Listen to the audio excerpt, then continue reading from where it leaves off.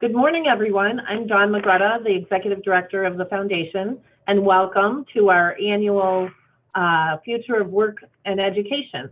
We're really excited to have an awesome program featuring a variety of people. Unfortunately, Haley Stevens had a conflict, but don't worry. I think this is going to be a jam-packed conversation. Everybody will be muted throughout the webinar, and you will be able to pose questions at that point in the agenda to our panelists through the chat. So at this point, without further ado, I turn the podium over to Dr. Cerny. Dr. Cerny?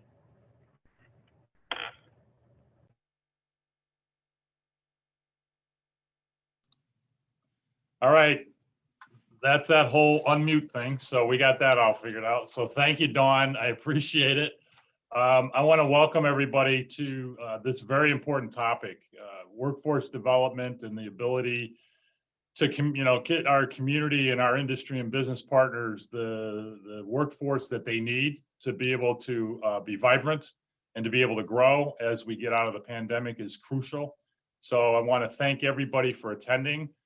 I'm going to just give a little bit of remarks of what we're doing here at Schoolcraft College, and it's part of the advertising and the sales part that I get to do. So I get to brag about what we do at Schoolcraft. We have a great set of panelists today that are going to offer a lot of insight into this very important topic, but I'm going to give you the specifics of what we're doing here at Schoolcraft. Schoolcraft is vested, first of all, in making sure that the workforce is we're talking to industry and business every day. And I've got all of our panelists know that we are integrated into the network. We have a lot of collaboration networks that we are already involved in. And that's one part of how we get involved. The WIN network, which is the Workforce Intelligence Network that we are part of. It's a consortium of community colleges and Michigan Works and other agencies that look for workers. That's one way that the college kind of gets involved. We also obviously are part of MCCA, which is the Michigan Community College Association.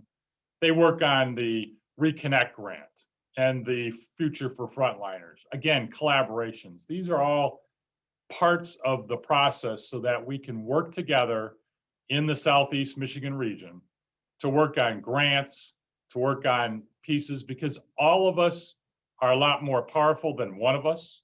So that's one way that Schoolcraft kind of works its way into workforce development.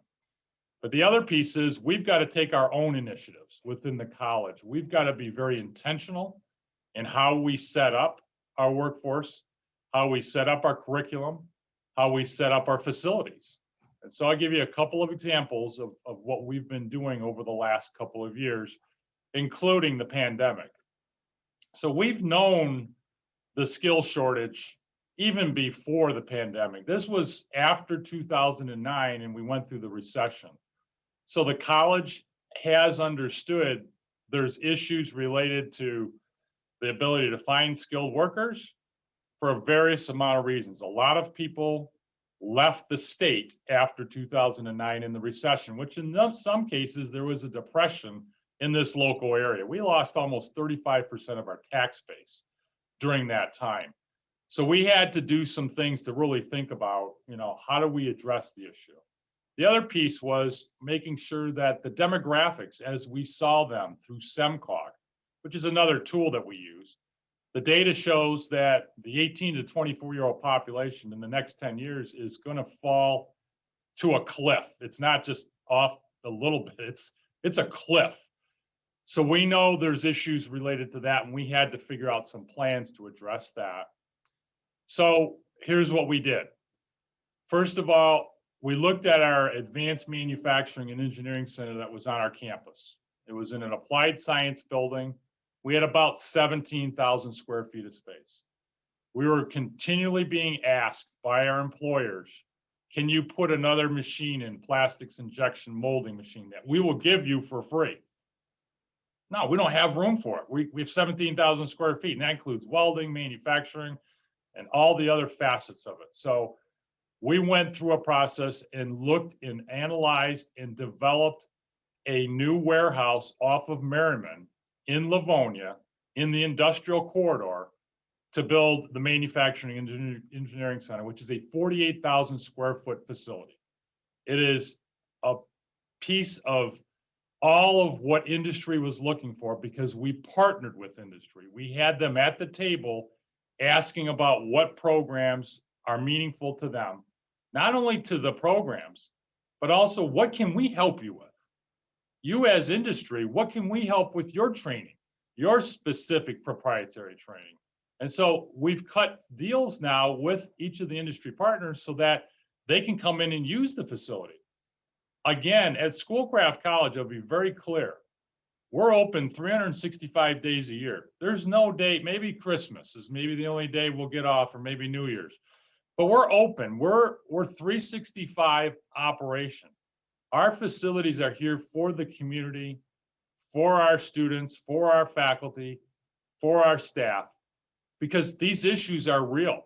This impacts our community when we don't have the workforce skills being pushed into the environment. So that facility is open. That's a fantastic piece, and you'll be seeing more of it as we went through COVID. You know, we didn't have a lot of launches. We just launched another facility yesterday. So we're starting to get that. So please, if you haven't been to the MAC building, please go to that, and please initiate conversation with Rob Ledley and Stacy and Amy Jones. It's a fantastic piece of what we believe will help fill that workforce skill set. The other piece we understood through the process is our K through 12 partners are critical in actually helping us with this skill gap. The first thing is talking with industry partners, and we're getting it. Kids are not interested when they get into 9th, 10th, and 11th grade about all these different environments like advanced manufacturing and robotics and mechatronics.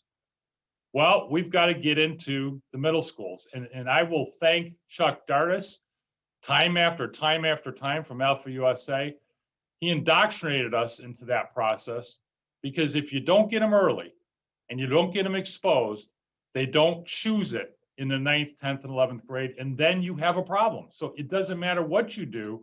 If you don't get enough people interested in working with your hands and knowing that's a good thing, that's going to be a problem. You'll never build the pipeline.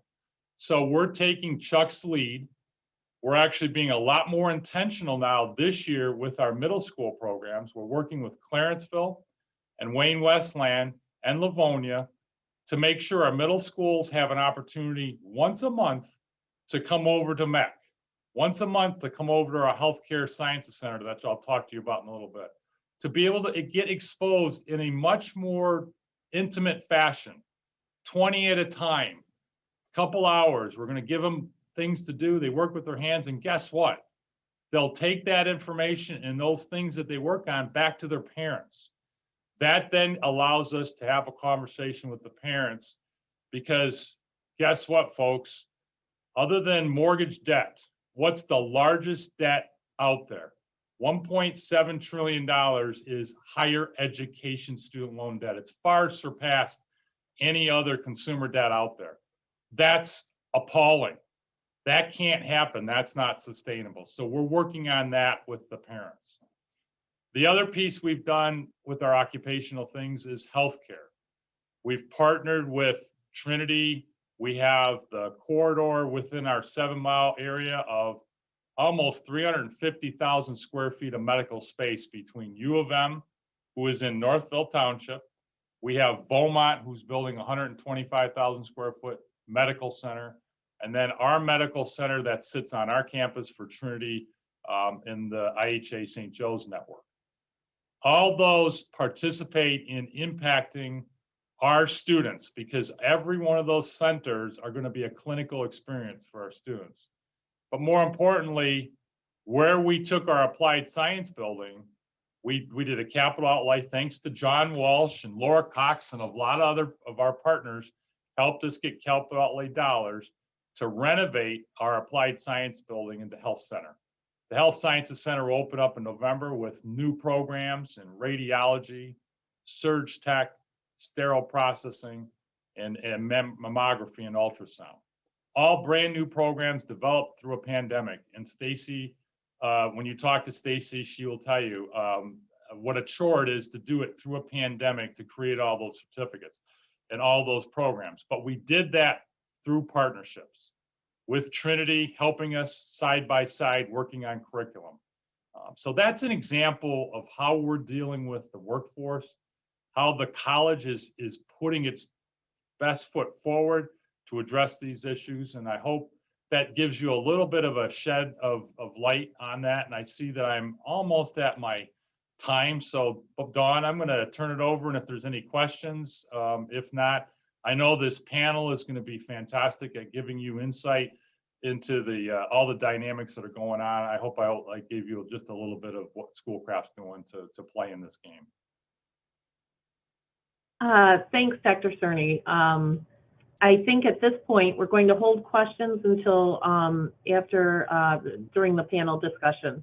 And I would ask that Stuart Baker come on and for the next piece of the program. Okay. Thank you, Glenn, for your opening remarks, and good morning and hello, everyone. Today, it is my special privilege to introduce my fellow foundation board member, former Schoolcraft colleague and friend, John Walsh, who is our keynote speaker. He is here today because effective January 2020, he became the president and CEO of the Michigan Manufacturers Association.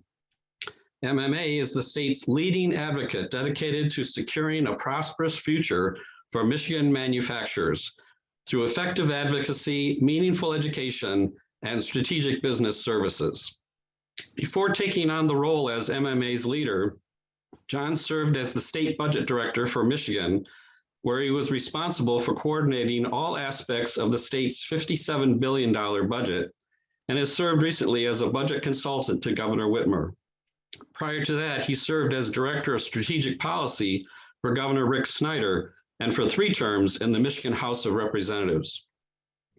John previously served as an executive at Schoolcraft College, where he was responsible for development, government and external relations, grants, and related administrative and legal matters. He was also responsible for the college's Business Development Center and served as executive director of the internationally recognized Schoolcraft College Culinary Arts Program.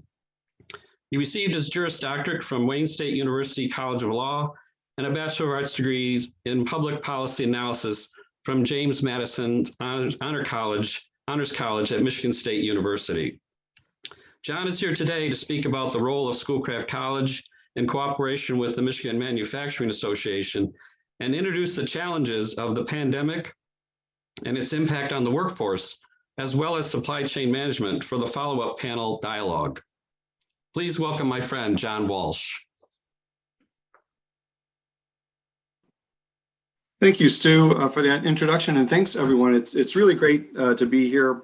Schoolcraft is an important part of my life. There's a number of colleagues on here that I've come to know over the years that I just so enjoy seeing.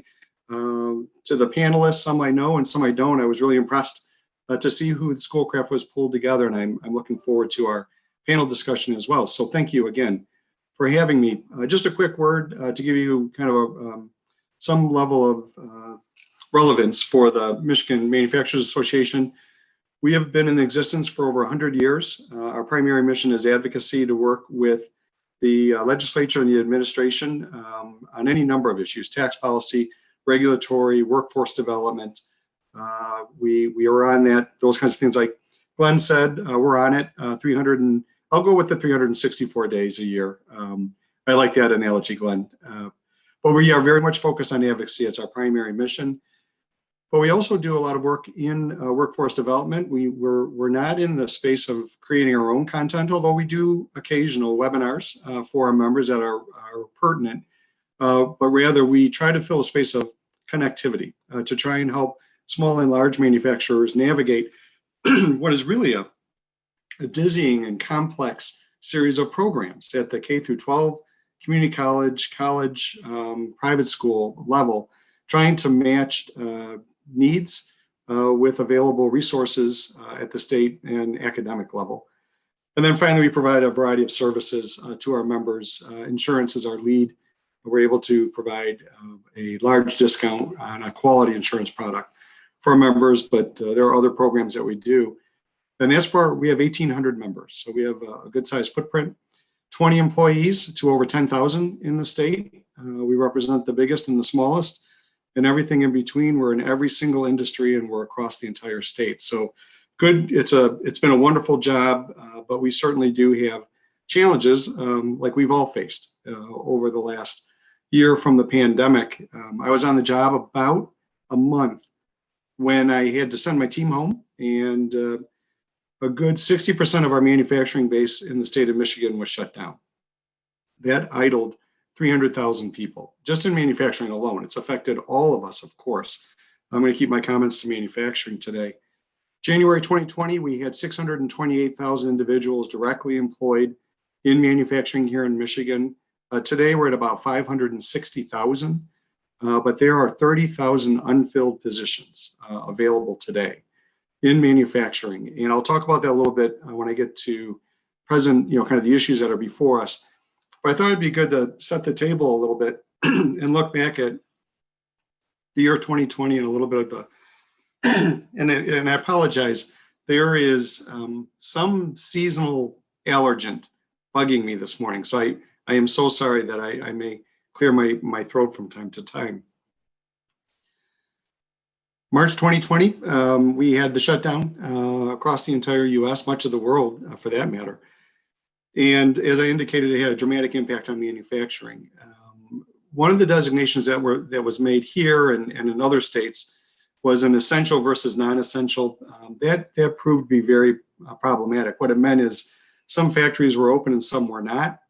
If we had a facility operating here that was making, what's a good example? Parts for the recreational vehicle industry. In Michigan, that was declared non-essential, but their customers in Indiana were still making recreational vehicles under their own separate laws. And they were being pressed that if you don't fill your order immediately, we'll give it to somebody else. So it was a complicated time, extraordinarily complicated time as manufacturers tried to decide, should I be open or not? We had one member that was making mattresses, white label mattresses. They make them at some specification for a particular retailer. So it could be Serta or any of the names that you've heard of. Well, they were declared non-essential until it was discovered that they were making mattresses that were going into hospitals and nursing homes. So it was a difficult time for manufacturing to try and decide should they stay open or not. They wanted to obey the laws. They wanted to keep their employees safe, but they also wanted to fill the needs. Those that were completely idled often turned to fill the PPE needs, that personal protection equipment. It was remarkable. The governor asked if we could put out word to our members, and over 300 immediately responded. And sometimes they would say, look, I'm not sure I can make something. I sure do want to help, and I'd like to bring some people back on to do so. It was remarkable. I think sometimes in our world, we can get so caught up in the bad news, you forget about those folks that rose to the challenge individually or as a company. And manufacturing responded big time and filled many voids when we were trying to protect our healthcare workers, let alone our fellow citizens, with a product that was not in existence. The worldwide demand for PPE quadrupled over that period of time. So it was encouraging to see that. By May of 2020, about 2 months later, we were allowed to begin operating. Thankfully, manufacturing had a worldwide footprint, and we were able to bring some best practices that were learned from overseas and also from those essential manufacturers over the 2 months, and worked with the administration and created a series of work rules and metrics that allowed us to open, bring people back to work, primarily the production staff. For the most part, engineering, finance, human resources remained off-site. What unfortunately occurred over the period is numerous orders. We had the executive orders from the governor and debate as to whether or not they were authorized under the law. There were two different laws. That's a whole nother historical subject matter we can talk about. But what I'm trying to talk about is on the ground manufacturing, trying to figure out what is it that I'm supposed to deal with? What is it that my employees should be worried about or encouraged by? Then they transitioned from executive orders to 3 separate orders. One's from licensing entities, public health orders, and then finally my OSHA workplace orders. So we spent a great deal of time working almost member by member, just trying to help folks decide how to keep their employees safe and on site and productive, getting through all of that. And it was done safely. There were numbers at one point in time. Manufacturing was declared as having a problem. The fact is, it was actually one of the safest places to be. There are manufacturing and construction are put together for statistical purposes by the state. And at one point, there were about 280 quote unquote outbreaks, but that's 280 at 30,000 work sites. And all of those but 8 were stopped at the door. So what I mean by that is, in manufacturing, people had to answer questions and have their temperature checked. If they returned back home, they were reported as an outbreak.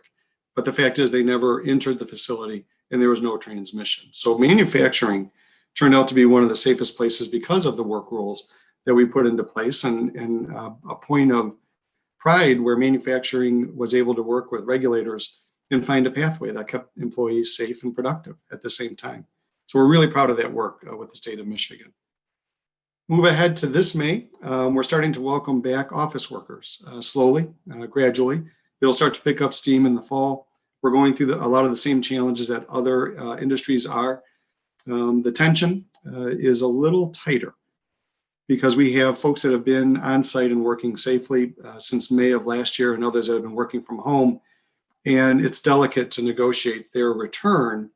And some expectations on the production folks that they'll be back, some expectation on employees.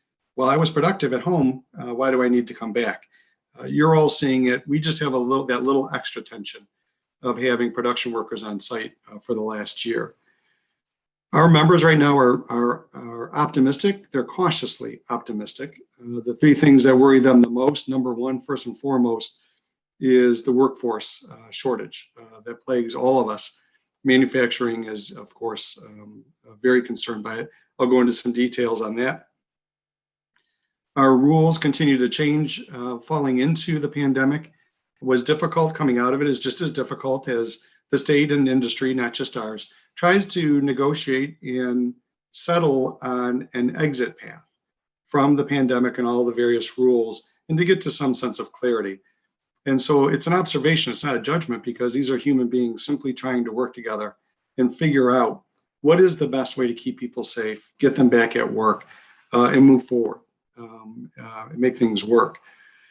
And then the other 2 things that we're worried about in manufacturing is, one, the rising price of raw goods and fuel. It's going up dramatically. We're worried about the inflationary pressures resulting from that. For those of you that might be do-it-yourselfers, if you've gone to buy a 2x4, which I tried to do a couple weeks ago, they're about $9 a board. And I walked up to the guy at Home Depot and I said, no, I just need a scrap piece with a bunch of knots on it for like $2. And he's like, no, that's it, $9. So I see a couple of heads bobbing. Well, that's impacting a lot of industries. Manufacturing is a bit worried about that. And then finally, the supply chain is still troubled. There are a number of kinks in it. We're working through that. There's difficulties, but there's also opportunities as we think about critical suppliers that we perhaps could onshore, bring them back to the US from overseas. What we don't want to disrupt a worldwide economy or a system that's worked for many years, but there are some weaknesses that we're taking a look at. So while we struggle, we're also trying to be prospective and looking forward to where proper investments might be made at the state or perhaps federal level to onshore suppliers. There are little things that this baccalaureate of arts holding lawyer would have never thought of. I'm not in the supply chain, don't have a lot of experience in that particular field, but shipping containers. We have shipping containers stranded all over the world. They were on their way inbound to Europe, for instance, but because of the shutdown of the pandemic or a lack of worldwide demand, they didn't come back full. So they stayed in Europe. We have shipping containers that arrived from China, but they didn't go back because there was nothing in them. And there are literally negotiations with shipping companies, shipping container companies, and manufacturers trying to get the crates where they belong. And it sounds simple, but it is a huge kink in the supply chain right now. So the challenges are nonstop, but people are getting through them. I always try to end on an optimistic tone. That is a difficult problem, but we're getting through it. So our biggest issues today, just to speak a little bit on the workforce challenge, it existed prior to the pandemic. We were looking for more folks that were credentialed. They don't always have to have an associate degree or a college degree, but at least a credential, and the opportunity to go back to a school like Schoolcraft and skill up, move up a bit with some particular credential so that they could increase in their profession, move forward at the workplace. But as Glenn said, getting people interested in manufacturing has been difficult for a number of years. We have had probably 3 decades of downsizing. We are stable now, but convincing people of that fact, parents in particular, is somewhat difficult to tell them that the industry is stable. The jobs are high paying with good benefits. So getting that word out is one part of it, making sure that folks have access to community colleges and other programs for their training. We've worked closely with the Whitmer administration and the legislature to help with additional funding for Reconnect and Going Pro, a couple of skilling up programs that have been very, very successful. We'd like to see greater investment in those and even in a broader availability of programming for students interested in manufacturing or any profession for that matter. We could do better in the state to make certain that our students have access to education at a variety of levels as they try to pursue a profession. And some of that takes a lot of money. One of the promises that we have right now is the federal government is sending the state of Michigan about $17 billion in the American Recovery Plan funds. $3 billion of that roughly is directly attributable to pandemic-related expenses that were incurred by the state or agencies within the state. The rest is chunked out roughly in 3 $5 billion categories, roughly. I'm just trying to be quick this morning. And $5 billion of that goes straight to local government, straight from the federal government to the local governments. They do have rules on how they spend it, but it's nothing that the state can touch as part of the appropriations process. The other $5 billion is going straight into education, primarily K through 12. There are some college funds in there and community college funds, higher education in general. That is being worked out with the budget office and the various entities that comprise our education system. And then finally, roughly $5 billion is what we call the opportunity category. And that is incentives to try and bring businesses here, but dollars specific to training for our various industries. 510 million right now is what we're looking at to go into Reconnect, Going Pro, and programs like that. That's on top of what the state might appropriate through the education funds. Opportunity investment funds might be site preparation, trying to prepare a work site for the location of a factory. This money has to be spent within 2 years from its grant. It's no short order. It's a lot of money. It's more than the state has ever had in a single year. I like to maintain, as a former budget officer, there are 2 challenges that any government faces. One is not having enough money, and one is having too much money. And at this point in time, we almost have too much money. And the danger is, if we're not thoughtful, we won't get the transformational investments we're looking for. The governor has put together a bipartisan group of former budget officers like myself, some business leaders and some philanthropic leaders to help guide a process where we can make recommendations. Despite the noise, despite what you read, most people are rowing in a direction that helps our state. There's going to be fights over this money. There's always priorities, but I really do admire the governor for putting together a bipartisan group up front where we have significant and long meetings trying to find a pathway for the funds to go forward. I would share more detail with you, but we're still waiting for some guidance from the federal government on where the funds can go precisely. But I think in about a month, you'll start to see more detail where the public can start to opine as to the wisdom of what we're thinking, and the legislature will certainly engage. So just stay tuned. That's about a month away. Back to just more general, I'm sorry, I wanted to give you that segue quickly on the budget items. I'm going to wrap up in a minute or two. When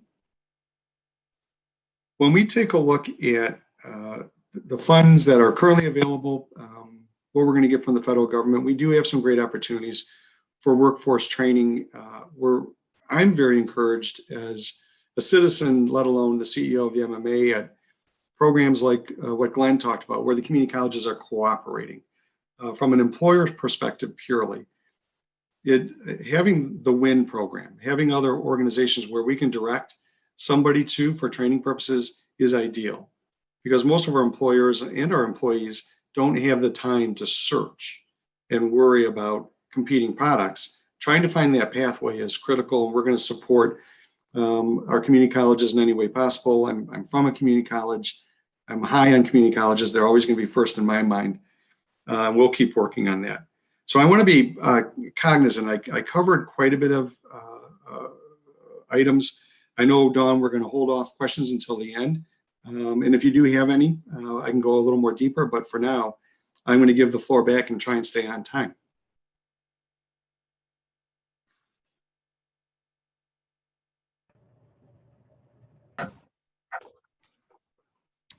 I can go. Thank you, John, for your presentation. It is now my opportunity to introduce Dr. Robert Ledley, who is the Dean of Occupational Programs and Economic Development at Schoolcraft College, overseeing academic disciplines such as culinary arts, nursing, public safety, health sciences, education, and engineering technology. He also oversees Schoolcraft's Business Development Center and the Personal and Professional Learning Department. In this past year, he oversaw the development and opening of our new Manufacturing and Engineering Center. Previous to Schoolcraft College, Dr. Ledley devoted many years of his career to biotechnology research and development in academia and at major international pharmaceutical and biotechnology companies such as Pfizer. He has over 150 publications and abstracts and is a co-inventor on 2 patents. Dr. Ledley holds a Bachelor of Science degree in Medical Technology from Michigan State University, a Master of Science degree in Biomedical Engineering from the University of Wisconsin, a PhD in Physiology from the University of Kansas Medical Center, and an MBA from St. Joseph's University Hub School of Business. Please welcome Dr. Robert Ledley, who will moderate our panel discussion today. Thanks, Stu. And thanks to the foundation for putting together this this great panel. I'm humbled to be here with you, and I know that everyone here is passionate about their experiences and certainly passionate about workforce development and the industries that they work in. So Stu had mentioned a few things, the kind words about me, but really just to talk about just for a second what we do at Schoolcraft. Really, we're in the business of helping local industry in the economy. We provide counsel to small businesses that are either starting or growing in our Small Business Development Center. We help companies get grants from the government for government-related work. We work on training new talent. We retrain incumbent talent. We also provide personal and professional development, opportunities, anything from, learning how to be a first-line supervisor to learning yoga and practicing that. So we have pretty much a lot of different things for a variety of different people and different interests along any time in your lifespan. So as I briefly introduce the panel, I'll just introduce everyone kind of at once, and then I'll come back to everybody individually. But as I'm introducing them, I'd like them to think about a change that happened during COVID that will be sustained or that is enduring in your organization. Something that impacts you and something that's going to stick around for a while. Could be a good thing or a bad thing, depending on how you want to look at that. So And then after I introduce, go through the general introductions, I'll ask everyone to introduce themselves and have a chance to talk about their industry, their role in the industry, and in their organization. So first, I'd like to introduce Tonya Bolden. She is the Director for the Supply Chain and Products and Services at AIAG. It's Automotive Industry Action Group. We have from the healthcare industry, Keontae Davis. She's the Chief Human Resources Officer at St. Mary Mercy in Livonia and St. Joe's Mercy, Oakland. In workforce development area, we have Keenan Wade, who's the State Administrative Manager for the Michigan Department of Labor and Economic Opportunity, also known as LEO.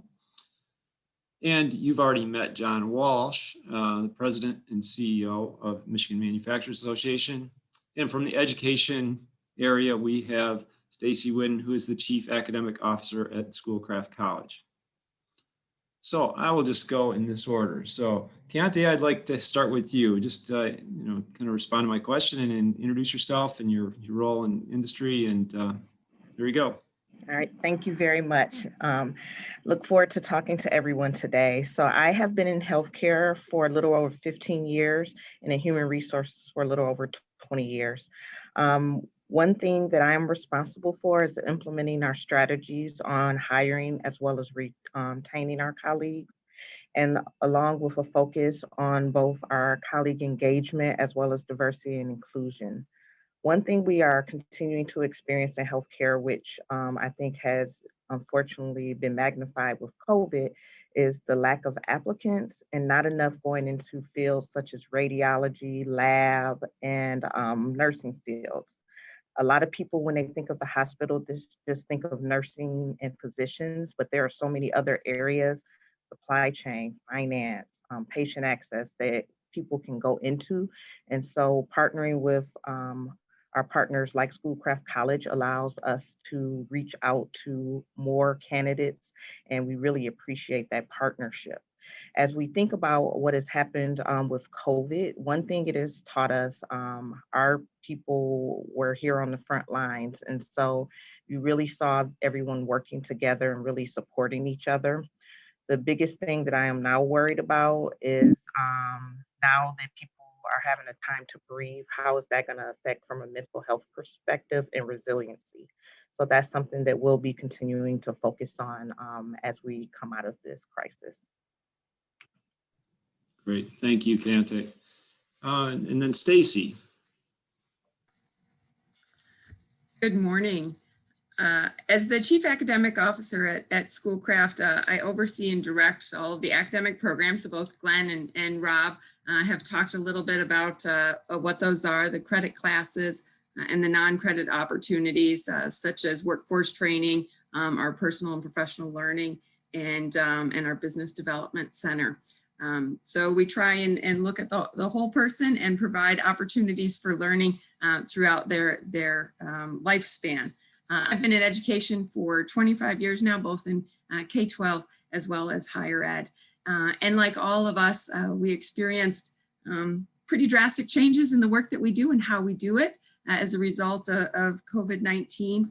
And I would say for higher education, a lot of our students come to campus, and all of a sudden when they couldn't come to campus, what did we have to do? And so a lot of those classes that we thought had to be on campus, actually we found a lot of different delivery methods that still met the students' needs and maintained that high quality. And so I think that will be something that will continue after the pandemic, is we'll be looking at maintaining some of those delivery methods that we know worked for students and worked for faculty and worked for the content areas. I think one of our concerns as we sort of move back to a sense of normalcy is, will students return, right? So just like all of us, many of you are asking, are your customers going to return? And are your employees going to return? We're wondering the same thing. Will our students return? And what will their expectations be, and how to work best to meet those needs? So a lot of opportunities and ways to kind of think about how we're going to make some changes moving forward. Great, thanks, Stacy. Keenan, would you like to go next, please?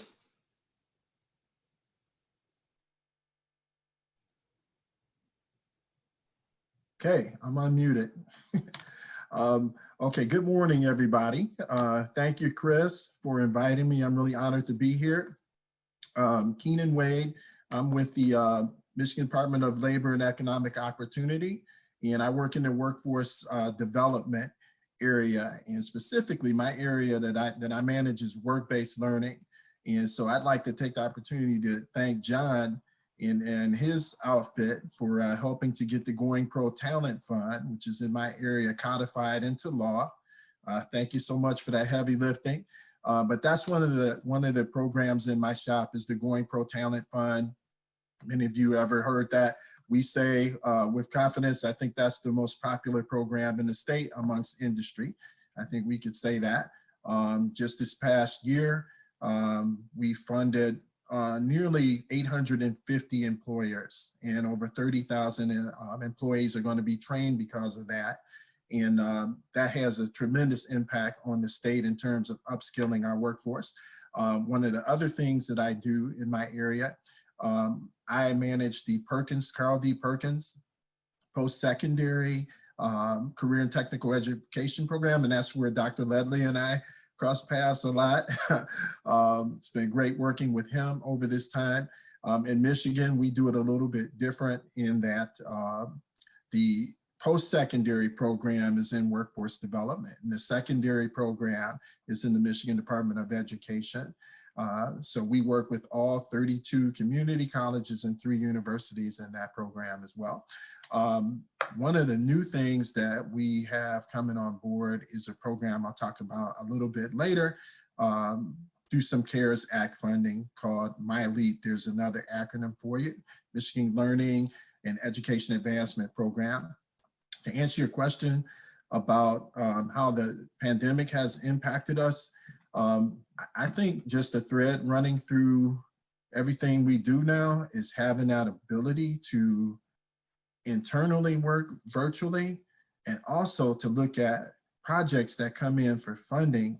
You know, do they have the ability to do training, you know, virtually or by distance? And the other thing I think the pandemic has done is it's heightened awareness and attention on marginalized and distressed communities. You know, some of these communities were already kind of down. You know, John was talking earlier, like when we had that downturn, you know, earlier, like almost a depression in some of the areas. Some of our state didn't recover from that fully. Now we have the pandemic. So I think this 2 things is the virtual learning ability and also heightened awareness and attention to distressed communities. That's great. Thank you, Keenan. Appreciate that. And Tonya, would you like to go next, please? Well, thank you. Good morning, everyone, and thank you for the invitation to participate on this panel and allowing me to bring forward an automotive perspective to the discussion today. So I've been with AIAG for about, I think, 11 years now, and prior to that, I was with General Motors for about 20 years. So most of my career has been within the automotive manufacturing sector. Now, I am the director for the Supply Chain and Corporate Responsibility Programs and Services at AIAG, or the Automotive Industry Action Group. And to help you understand a little bit more about what I do, I've got to tell you a little bit more about AIAG. So we are a not-for-profit industry association. We have 4,000 plus members, and they come from the automotive manufacturers, suppliers of all sizes, as well as service providers. So in essence, what we do is we bring all of these stakeholders together to address industry issues that impact the supply chain. That's the focus and the scope of what we work on. We don't do advocacy. We really just look at how can we address problems that are driving cost and complexity within the supply chain. So in light of that, to answer the question as to what the pandemic has brought forward, the pandemic has exacerbated certain issues. As Dr. Cerny mentioned, there is a drop or anticipated drop in the coming years of 18 to 24-year-olds Well, we had already been looking at baby boomers and the activity of baby boomers. That is where a lot of the knowledge base around skilled trades resides at the present time. Well, many of them are retiring. Again, that's an issue we were dealing with before COVID. But now that COVID has come along, there are a lot of individuals that over the past, 14 months or so who have been, getting a greater exposure to what retirement is like, or for individuals that have been able to work remotely at a different location other than their home base, if you will, have decided to go ahead and accelerate their retirement. So again, you see the issue of skills that are retiring. And we wrestle with, how do we take those skills, maintain those skills, and more importantly, transfer those skills? COVID has forced us to look more at contingency planning. As John was saying, the challenges that it has brought about in the supply chain. Many of you heard in the news about that barge that was wedged, and not only did it not move, it blocked other shipments from going through that channel. So they had to take another route. Anyone who's tried to order anything recently has found out the problems in the supply chain. Okay, so we as an industry are looking at that. How do we mitigate and prepare and make sure that our supply chain can resume and maintain its flow of goods? So that's another thing that COVID has thrust us into, as well as just the need to be more flexible and to communicate in different ways, because we can't always assume, through COVID, we could not congregate or convene. So how do we reach people where they are? And we know that some people have embraced aspects of virtual engagement or found new and better ways to do it, such as the Zoom we're doing today. So it's forcing us to think in different ways how we can reach and connect with people and operate. So those are just a few of the things that we've seen that COVID has brought about. Thank you, Tonya.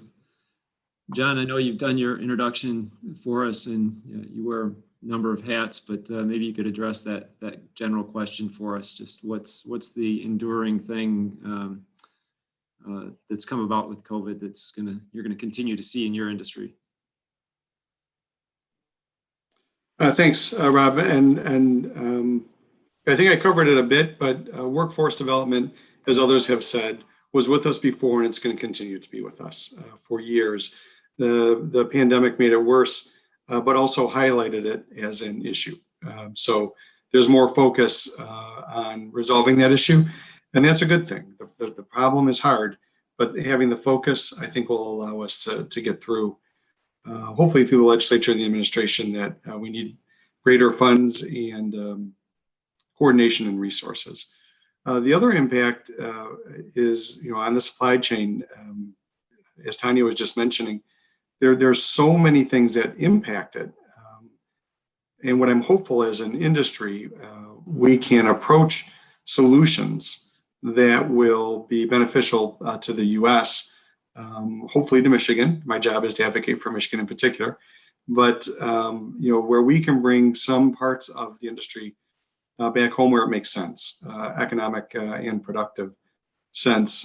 We should try and do that, and not just do a short-term solution to a temporary and big problem, but try and be long-term thinking in our response. So I'd keep it to those two items, Rob. Okay, thanks, John. So I think everyone pretty much agrees that there are many jobs out there. Nationally, there's about 8 million unfilled jobs right now. And the question is, why are we not able to fill these jobs? And just a general question, what's missing here? And it's a very broad question. I know some of you touched on it already, but let's try to dig a little bit deeper into that. And Tonya, if you would start with us on this one. Okay, so the question as to why. I think what it was stated previously that young people have a certain, and we see it in automotive manufacturing, some people have a perspective of manufacturing, that it's a dark, dirty place to work. and they don't see themselves there. So the more we can do to communicate the opportunity, the salaries that they have the potential to earn, and also experience the environment, is helpful to help shift some of those older paradigms. I think it is important to reach young people and help them understand the exciting opportunities. In our space, everyone is thinking about the electrification of vehicles and autonomous vehicles, and the, if you will, the exciting part of that. But it takes the skilled laborers, it takes the other workers to help enable and make that. They all can't be vehicle designers. So there's so many aspects. I think it's a matter of communication and reaching them early to show where there's that option and opportunity. But there's also the preparedness piece of it as well. As I mentioned, the knowledge transfer. We find that especially important to make sure that we're helping provide the knowledge and the skill set to the young people as they are going through, those that choose to pursue a career in manufacturing, helping them and ultimately helping their future employer by making them better prepared and giving them that greater confidence. Yeah, I think your industry is very interesting, and specifically the supply chain management part of that. You know, as we get to maybe college age, we start hearing those words, but certainly, you know, we talked about middle school training and trying to get them more awareness. Really hard to, maybe explain what that is and what kind of jobs are, because there's so many different types of jobs. Yes. So, Keontae, whenever we talk about workforce development, I think a lot of times we just think about manufacturing, and we forget about other jobs. And how does that kind of impact you? In addition to the question I had earlier, when people start talking about workforce development, sometimes I think, no offense to anybody, but I think healthcare kind of gets forgotten in that discussion. Yeah, absolutely. Workforce development is so important to us. We are finding that a lot of programs that once existed to train what we need have unfortunately been disbanded, which has made the programs even more hard to get into, which is also turning potential new colleagues away. So as we continue to partner with schools and you ask, what is it that you need for, your future, that piece is so important to us. Areas for lab, radiology, a lot of people aren't going to school for that anymore. And, those are fields that pay very well, great careers, but people just don't know about them. So it's very important that when we talk about healthcare, that we talk about more than just the patient care side, but those who impact patient care along the route. Because again, radiology lab, those are areas that we are really hurting in, and there aren't schools to train on it. So as we continue to partner, we look forward to bringing a lot of those programs back. Well, you'll be excited to know that, part of the expansion that we're doing in our new Health Science Center is we have several radiologic suites there. And so we're going to be training. We have our classes are starting in the fall, and it's going to be restricted enrollment. We had 20 seats and we have a wait list already. So that's awesome to hear, because we need 20 people just at one location. I know. So we've heard the same thing throughout the whole, the whole health industry. They need their surge techs, another area we're going to be into, sterile processing. So yes. We're coming. Yeah, we're waiting anxiously. And I think that was part of the problem too. I kind of started this job about 8 or 9 years ago, and we had the same kind of argument with industry that, they're like, send us students. Well, we don't have students. They're not coming in. And so that seems to be a big problem with that. And so, I know Glenn had mentioned a few things as far as trying to get young people interested, and maybe Keenan, you can kind of address the bigger question, but also, what can we do more to get those young people interested in understanding all these different career options that they have? Mm-hmm. Yeah, somebody mentioned that, I think Tonya mentioned information, communication, awareness. We're going to have by 2026, over 500,000 skilled trades openings due to retirements, which has been accelerated by the pandemic. But as someone said earlier, what are the perceptions of the emerging workforce on skilled trades, working in manufacturing. I mean, we all know you can eat off the floor of some of the factories now. They have natural light coming in. It's not like it used to be, but you know, what's the perception of that emerging workforce in that type of industry sector? Also, I think you've got, so it's information, particularly for the young people and the counselors or the advisors, and especially in secondary. I've done some workshops and, you know, the room has been filled with counselors, high school counselors, which they've got a student ratio that's crazy. Like, you know, they've got what, 300, 400, 500 students to one. They don't have time to do a whole lot, but there is a hunger and a desire. Some of those counselors, like, I need other options for some of my students who may not want to go the traditional route of a 4-year university. What about apprenticeships? So we have to get that information out there, and not only educate the counselors, but the students as well as the parents too. I had a couple years ago, I was at Skills USA in Grand Rapids, and a young lady came up to me and started talking about the Michigan Advanced Technician Program, Math Squared. And she said she wanted to be an engineer. No, she wanted to be auto tech. She was in auto tech, like her dad, brothers, everybody, you know, they're in auto tech. So that's what she wanted to do. I thought that was great, but ultimately she wanted to be an engineer. And I started talking to her about Math Squared, which she wasn't really interested, but I was like, there's more than one way to skin a cat.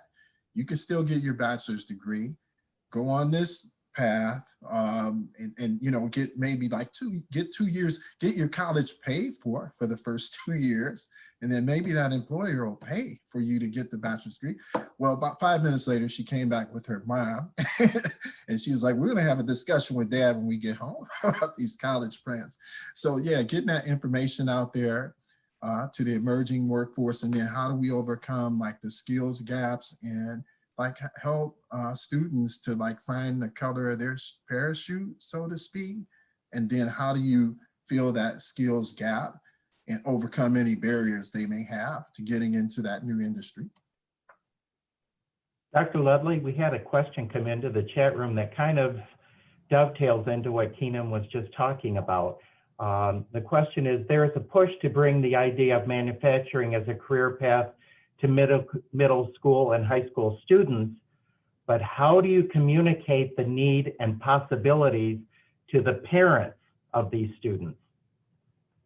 Okay, so we'll just throw that over to Stacy, and she can put her parent hat on here and see what she might have suggestions for.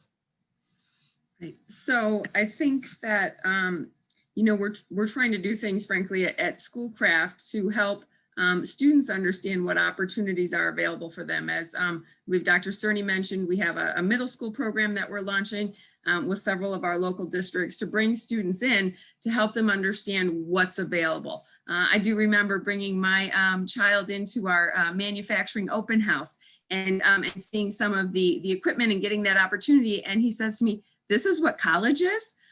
So I think we need to, as many of you have mentioned, change the perception of what opportunities are available. And our hope is that by exposing children, they're going to go home and have those conversations with their parents and help them understand what options are available, but also opening up you know, the opportunities for parents to come and visit and see what many of you mentioned. It's not manufacturing is not a dark and dirty place. These are wonderful locations to work. They have opportunities that are not, it's not just about repeating the same action over and over. These are thinking jobs. These are hands-on, minds-on jobs.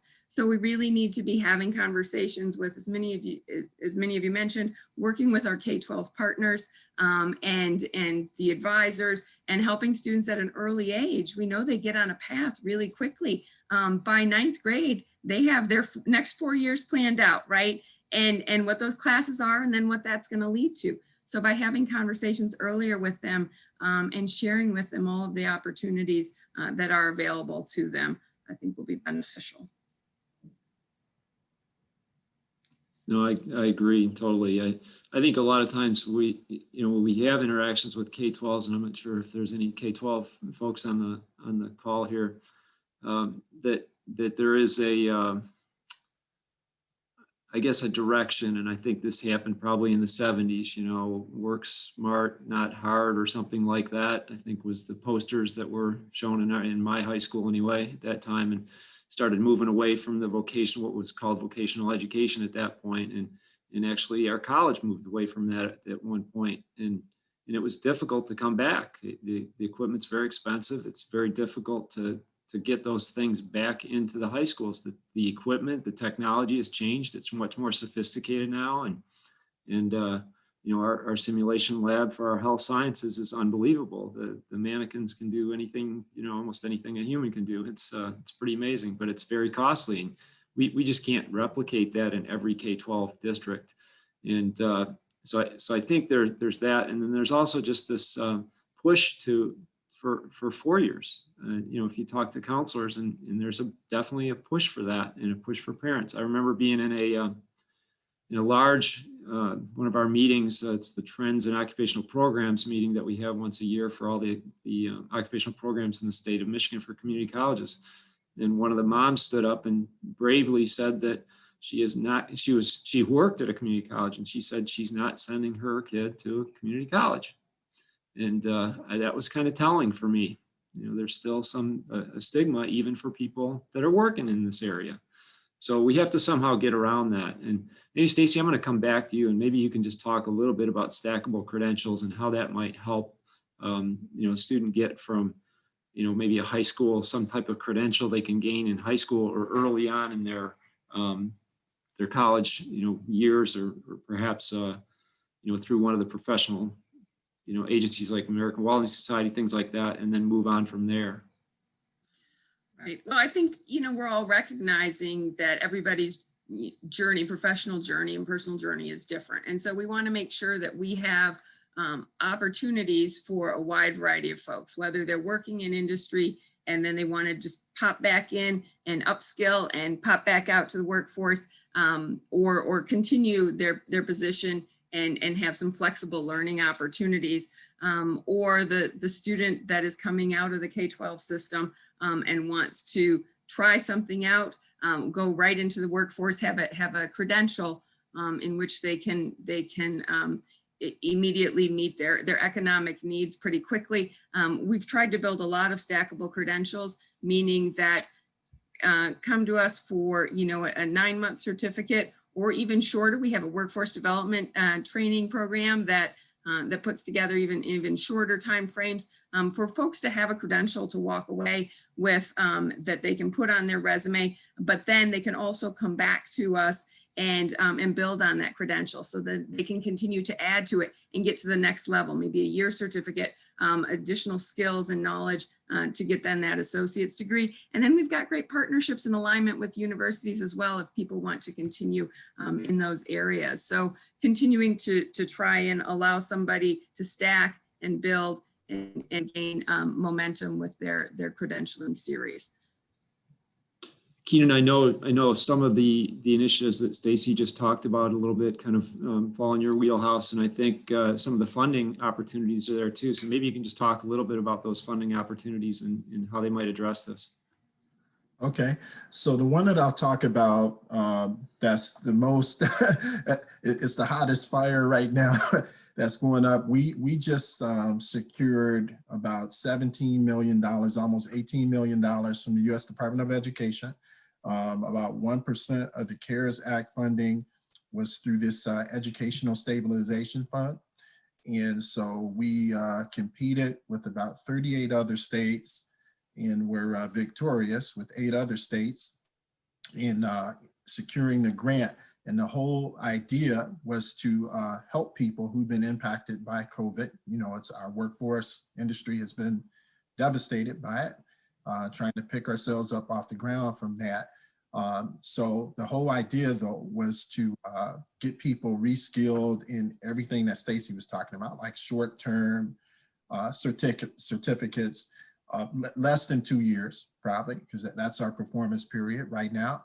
And to get people from, we call it My Leap, another acronym for you, leaping from school to employment, and preferably even something like apprenticeship. But the funding would help people to overcome some of those barriers they may encounter. What do you always hear? Childcare, transportation. What are those supportive services that people need to actually get to where they need to go? And then this whole idea of our state goal, the 60 by 2030, where we'll have 60% of our Michigan residents with a skills certificate or a degree, at least a 2-year degree. So we're feeding into all of that with the My Leap program, the Going Pro Talent Fund, Judd. We put kind of like funding priorities on 4-credit training with our community colleges and other institutions of higher learning. Other things to where somebody has that skills certificate in their hand that really will work for them, and then be stackable, as Stacy said. And in addition to that, we have a whole area that works with apprentices. My counterpart, Scott Yudley, he's working on several initiatives. He's got the Apprenticeship Innovation Network, which my RAIN, Registered Apprenticeship Innovation Network. We've got a youth apprenticeship readiness program that he's working on to work with the youth to get them involved with apprenticeships. And I think they may, pre-apprenticeship programs in that case. So we have an entire area just dedicated to apprenticeship. One of the things that we need to do, like Robert, you were saying, we need to find a way to get those work-based learning experiences for those high school students. And I know that's a daunting task, because how many opportunities are there, for students to actually get some type of experience? With the Perkins 5 legislation, they have work-based learning in there as a component, and that even includes virtual experiences. So we have to find some kind of way to get those students that work-based learning experience where they can actually get their hands on something, actually do something and apply what they're learning beyond just the theory. And I think we'll do a long way in helping to fill some of these positions and upskill our workforce. Yeah, that's great, Keenan. I know there's several organizations in our area that have applied for those grants, and so we're hoping to hear some good news. So, yeah. John, kind of related to that, and I know you, like I mentioned earlier, you have many hats: public, private sector, education, government, all that kind of rolled into one. We have, I just talked to a high school administrator recently, and they lost, this is a suburban school, they lost 500 students due to the COVID. Students decided to go to other schools, be homeschooled, went to private schools, whatever. In addition to, just the comment, and I'm not speaking badly about K-12, but, we had to change the way we taught. And we, some were probably more prepared than others to do that. And we did the same thing at Schoolcraft. And I got to hand it to Stacy. She was our Dean of Distance Learning during all that, before she got moved into the Chief Academic Officer position. But, we were well prepared to transition, and we did some interesting things training wise. And I'm sure the K-12s did too. But did we lose a year and a half, John? And I'm going to kind of go beyond that and say, you've got $5 billion there, right, for education, I think you mentioned. And if you were a committee of one, what would you do with that? Well, I think that the money critical to making changes and the investments that are necessary to do that. The issue you raised, Rob, is a big one. Our K through 12 system was designed in the 60s when the primary need was to move people from an eighth grade completion rate to a high school degree, 12th grade, get them into the workforce at that point. And they still operate in that manner because they're structured that way under our Constitution and under our laws. So there has to be a fundamental change in how we operate our K through 12 and how we fund them. We could use more money in K through 12. So I don't have a specific spending plan. I mean, I've spent a lot of time, education remains a big part of my job. It's important to me individually as a citizen in the state. It's important to my members, as we move forward. There's a number of things that I think we recognize in the education industry as good: competency-based learning, a year-round calendar, hiring the best teachers in their field, meaning if they're teaching math, they're the best at math, and then they become a teacher and earn their certificate. The way that we have it now is you earn a certificate in teaching. You might have a specialty, but you're slotted where there's an opening in K through 12. So it's not to take away from the profession or the professionals, but an orientation on specific preparation would be helpful. And then reorienting, several of my colleagues mentioned, getting back to a day when we recognize that the trades are important, valuable. You can do part of that in the schools and get counselors. Keenan, to your comment, they are overwhelmed. More counselors and counselors that are educated in career planning is a big part of this. So that they can talk to a young student, introduce them to opportunities, reintroduce shop classes. That's what we used to call them when I was in school. Back when I graduated in 1980, we all showed up in the morning, did some general education together, and in the afternoon, some of us went to college prep and others to technical prep, played sports at the end of the day, and nobody really cared. We all just moved forward. Somewhere in the 80s and ever since, we've been insisting on that baccalaureate degree. So that isn't the K through 12 system's fault, it's more societal. You got to go up another step and convince our society that we should honor folks that are putting in a hard day work. It doesn't matter what they're doing. I'll tell you what, so what if I'm the president and CEO of the MMA? If I need my sink fixed, I better have a plumber. They are the most important person to me at that moment in the world. So I want to honor that person that comes over. You talk about a small business, an entrepreneur, and somebody that's saving the day. That's a big deal. So I'll end there. It's a subject matter I spend a lot of time on. I could carry on, but I don't want to do that.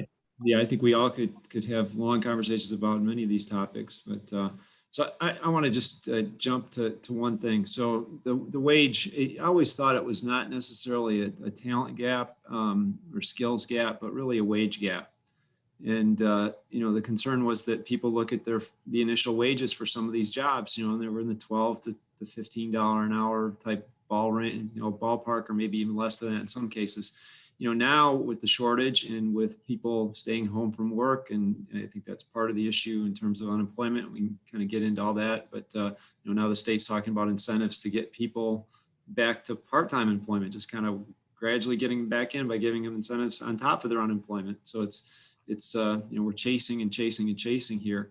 They talked about national or statewide $15 an hour minimum wage, and we're already kind of pushing to that. We're starting to see jobs at McDonald's or whatever that are getting up to that rate. So Tonya, how is all that impacting you? The federal government has put a lot of money out there recently, and we're starting to see an increase in gas prices, and I'm sure that affects supply chain and all these materials. Again, the prices are going up, the wages are going up. What are we doing here? What can we do? Well, that is one of the things that many of our member companies are dealing with. How do you safely bring your workers back? How do you reengage? How do you fill these gaps? So there are a myriad of tactics that many of the companies are doing.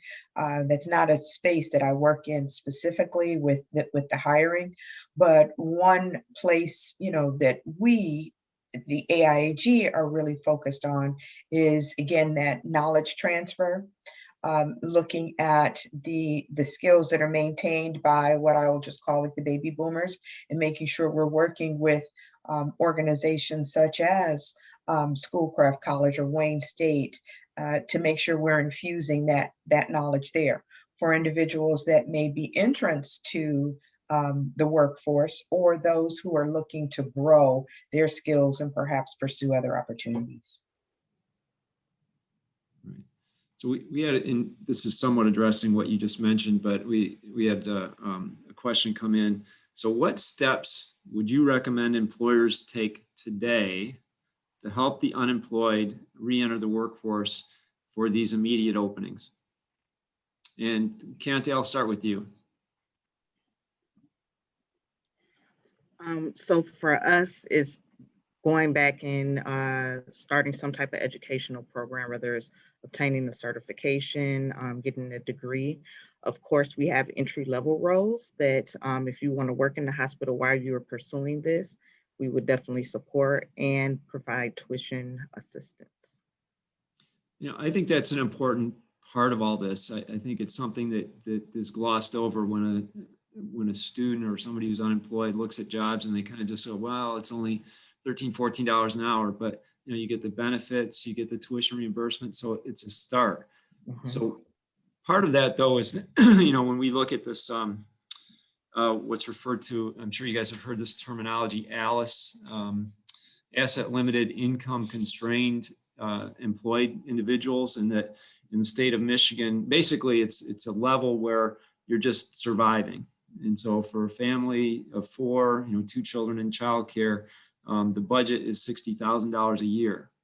So, you have to think about that in terms of their income. For an individual, it's $24,000 a year.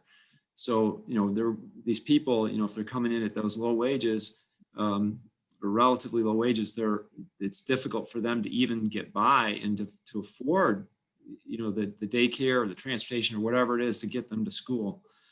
Stacy, maybe you can comment a little bit on accessibility for those. Can I just add one thing before you do? Sorry. Yeah, go ahead. So again, with us, we have established our minimum wage is $15. We also provide assistance for daycare because we have on-site daycare. So there are a lot of opportunities. Again, when people reach out to us, we are happy to have, but we have our career counselors to help have those discussions, because you're right, it's important, and we recognize that we don't want our colleagues living below poverty level. And I know we've worked with you, and I think the other thing about like apprenticeships, people talk about apprenticeships, and usually we think, oh, tool and die, welder, pipe fitter, which are all great, and I remember talking to, there was some information from one of the apprenticeship organizations that said you would retire with $1 million pension. And so I was at an event and I saw a retired electrician, and I was talking to him about it, and he, I said, what? So is this true? And he says, well, it's really an underestimate. So it's, they do pretty well over the course of their career. But what's interesting about that is that, now we're really, Department of Labor has really worked very well with us in terms of, expanding the number of occupations that we have in registered apprenticeships. And so for medical assisting, we have registered apprenticeships, and we've been working with St. Joe's, IHA to develop those types of things. So it's a work to learn model, and it's a great program. So, we just need to get more people educated about that. So Stacy, I'm going to jump back to you real quick. I know I'm kind of getting close to the end of time, I believe, but can you just talk a little bit about access, student access, and maybe what COVID has changed a little bit in terms of students' accessibility? So I think we've all learned how to Zoom. And we've incorporated, and I think Keenan mentioned this, different types of delivery methods for students, and being more flexible and nimble. So I know oftentimes the word flexible and nimble aren't associated with higher education, but I think we've all had to move in that direction and realize that students are we don't have full-time students that are here throughout the day, right? And we need to meet the needs of those students by different delivery methods, also different times of schedules. As Glenn mentioned, we are pretty much running 364 days a year, having opportunities for students to learn. And so creating that type of access for students. I think about some of our healthcare programs as we're trying to get folks into those imaging jobs, making sure that, what does their schedule look like, and condensing it, and having it work with our partnerships in healthcare to make sure that the student schedule, as they're upskilling in those areas or continuing to increase those credentials, matches what their workload is.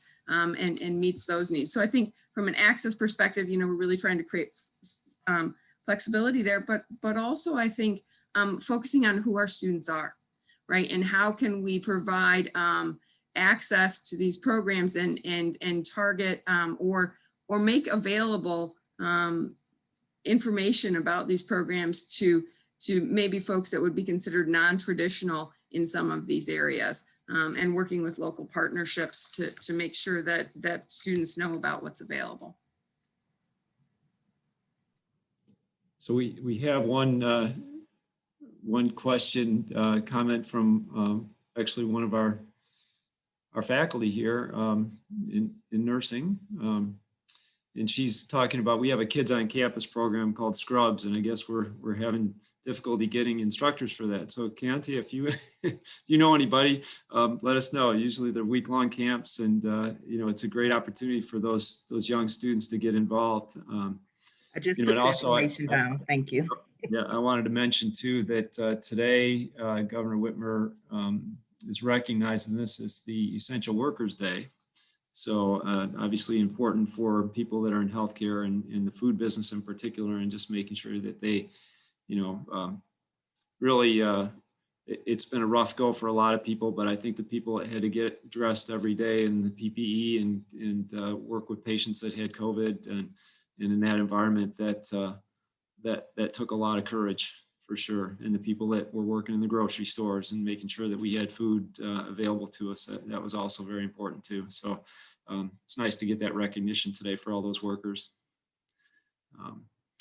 So I think I want to be respectful of everybody's time, and I think we are at time, and we covered a lot of ground today. I think Stu's going to have some closing comments, but before that, I just want to thank all the panelists. I'm looking forward to working with all of you in the future, and as we have in the past with some of you, but looking forward to trying to get more people interested in these great careers and doing what we can to make that happen. So thanks again. And Stu? You're on mute, Stu. There you go. I'm back. Thank you, Rob, and all of our panelists. We appreciate your discussion and contributions to these important topics. I also want to acknowledge and thank my fellow board member and co-chair for this event, Lynn Coburn, who is co-owner of Express Employment Professionals in Livonia. Thank you all for participating today. We would appreciate it if you would complete the survey that will be sent to you following this program. Have a great day. Thanks, everybody. Thank you. Thank you.